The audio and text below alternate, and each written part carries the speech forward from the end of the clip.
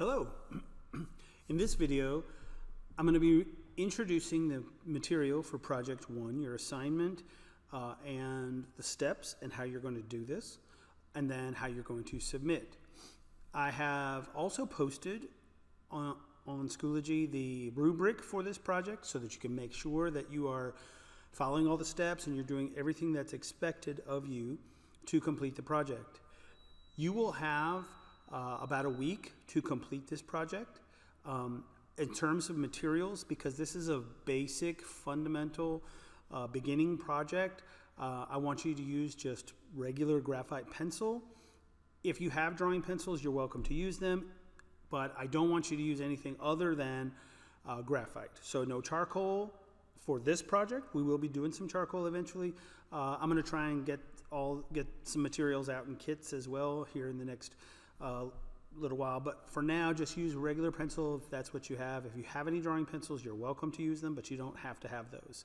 You can complete these drawings on just plain white paper, please nothing lined, so just even copy paper would work for now, because we're just really starting with some basic fundamentals of drawing some simple forms.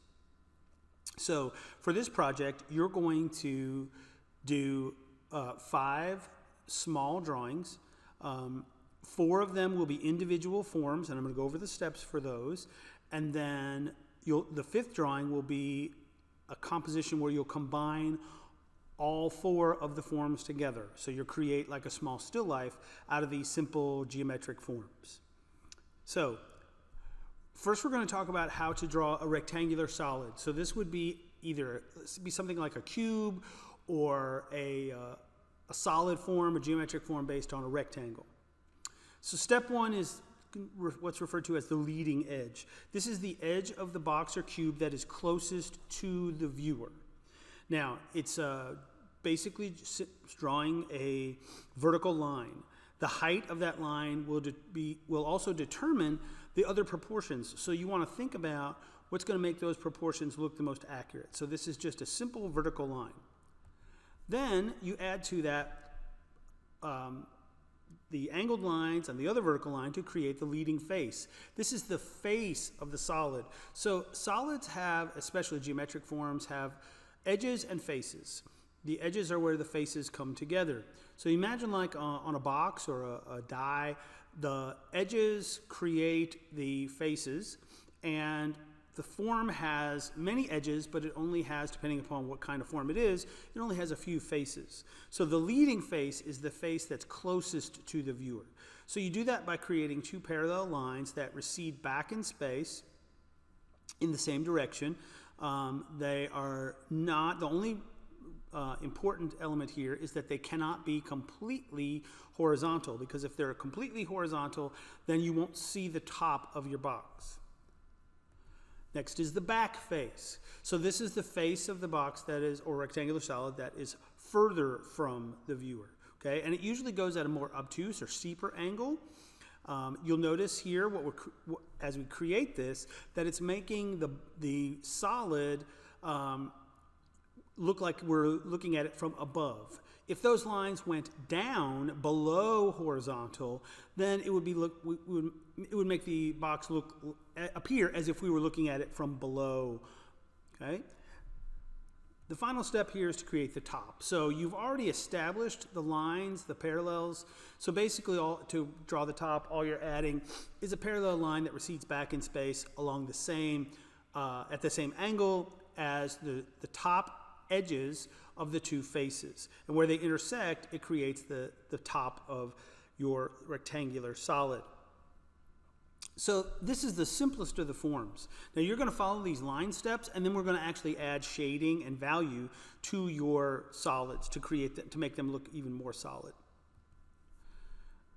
The next geometric form is the pyramid.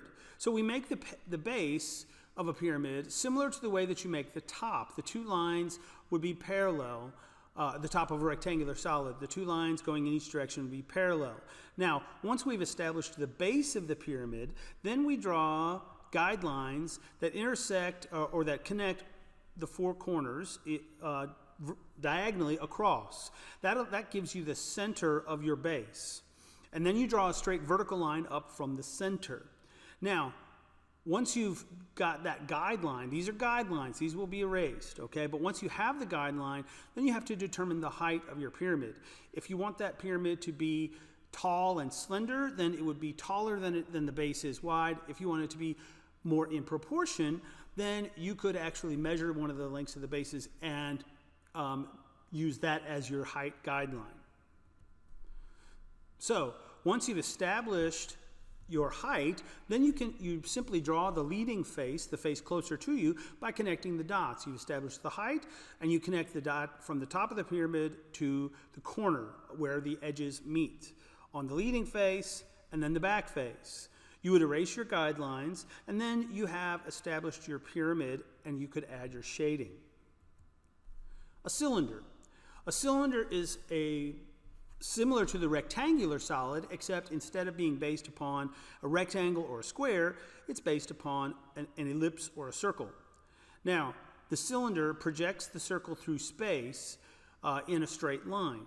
So you're going to first draw your base ellipse. Now, an ellipse is a circle that fits into a box that is in perspective, right? So it's not a true circle. An ellipse will be, but it is a circle that is shown in perspective at an angle. So once you draw your base ellipse, then you're going to use vertical lines at the edges of each of those, at the outside edge of each of the ellipses, like this. Okay, so once you've established your edges, now you're going to simply just copy that bottom ellipse on top to create the top of your cylinder. Now, all of these forms are as if you were seeing through the shape, as if it were completely transparent, okay? Now, a cone is basically just an ellipse that combines with combining the ellipse with and bringing it to a point instead of the edges projecting back parallel in space. So you determine the height, and by doing the same process that we did with the pyramid, we cross those, we find the cross points where they meet, find the center, then we extend that back into space, and then once we establish the height, you connect the dots basically to the edges, and it creates your cone. Now, a sphere is a circle that is projected in space three-dimensionally in 360 degrees. Now, how to make a circle look like a sphere is by adding the values of lights and darks, the shades and shadows that you see here. So as you're doing your assignment, you're probably going to want to pull up this video, and you can pause it here, or you can find this same simple demo online, and you'll see that you need to have all of these elements: highlights, light grays, middle grays, shadows, and reflected light. And it needs to blend and soften in a way that is smooth, that you don't see lines or edges that are determined by, or that clear edges determined by the change of value. It needs to be a subtle, gradual change. So I want you to attempt to add these to your geometric forms once you have mastered the drawing of them in line. And then you're going to put it all together. So you're going to do these simple forms, and you're going to add them all together. You're going to have a cone and a sphere and a rectangular solid and a cylinder, all of them together in a single drawing that you will also add value to. So these simple drawings, you're going to have a week to complete. Do all of them individually and then put them all together into one. You're going to take pictures, and you're going to put that into a PowerPoint, and you're going to submit that online on Schoology. So if you have any questions, or you have any about what to do or how to do it, please email me, and I'll be happy to work with you one-on-one to get that solved. Okay, have a great day.